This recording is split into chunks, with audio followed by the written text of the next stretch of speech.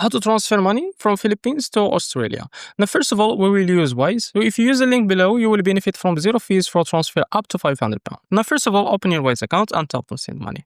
Now, after that, select your destination currency. In this case, it will be the Philippines currency. You can type it in the search, as you can see. Now, after that, select your recipient currency. In this case, it will be the Australia, as you can see, Australia dollar.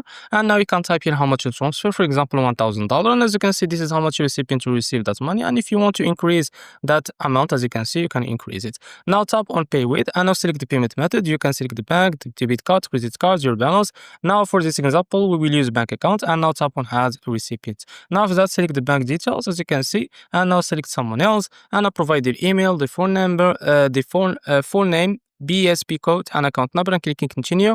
And after that, your recipient will receive that money on their account or on their bank account. Now, if you want to transfer that money to their BPay, you can select BPay and select someone else, as you can see.